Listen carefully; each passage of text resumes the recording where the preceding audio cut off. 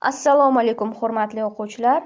Bugun biz sizlar bilan bakterial hujayraning kimyoviy tarkibi, bakteriyalarning morfologiyasi va tuzilishi mavzusini ko'rib o'tamiz. Reja: bakterial hujayralarning kimyoviy tarkibi, bakteriyalar morfologiyasi, bakteriyalarning fiziologik va ekologik xususiyatlari. Bakteriyalar prokariot organizmlar sifatida o'ziga xos kimyoviy tarkibga va morfologiyaga ega bo'lib hisoblanadi.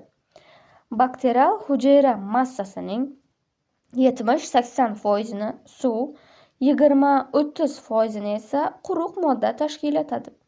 Quruq moddaning asosiy qismi oqsillar, DNK, RNK, lipid va uglevodlardan tashkil topgan bo'lib hisoblanadi. Quyidagi jadvalda ularning foiz ko'rsatkichlarini ko'rishimiz mumkin bo'lib hisoblanadi. Oqsillar bakteriyalarda hujayra tuzilishi va funksiyalarida muhim rol o'ynaydi. Oqsillar fermentlar, transport oqsillari va strukturalar sifatida ishlatiladi. Bakteriyalarning genetik ma'lumotlarini kodlovchi DNK va RNK ham oqsillarga bog'liq. Lipidlar bakterial hujayraning membranasi lipidlardan tashkil topgan. Gram musbat va gram manfiy bakteriyalar o'rtasida membrana tuzilishi farqlanadi. Uglevodlar bakteriyalarda uglevodlar asosan energiya manbai sifatida va hujayra devorining tuzilishida muhim rol o'ynaydi.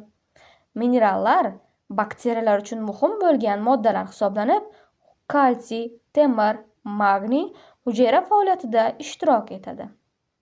Bakteriyalarning morfologiyasi. Bakteriyalarning morfologiyasi ularning shakli, o'lchami va tuzilishi bilan bog'liq.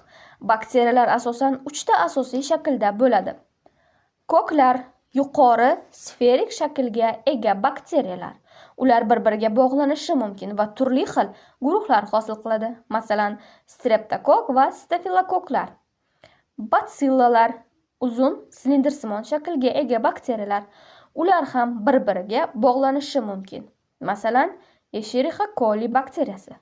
Spiral bakteriyalar. Bu turdagi bakteriyalar spiral yoki burmalangan shaklga ega bo'lishi mumkin bo'lib hisoblanadi. Quyida monobakteriyalar yakka hujayrali shaklda mavjud bo'ladi.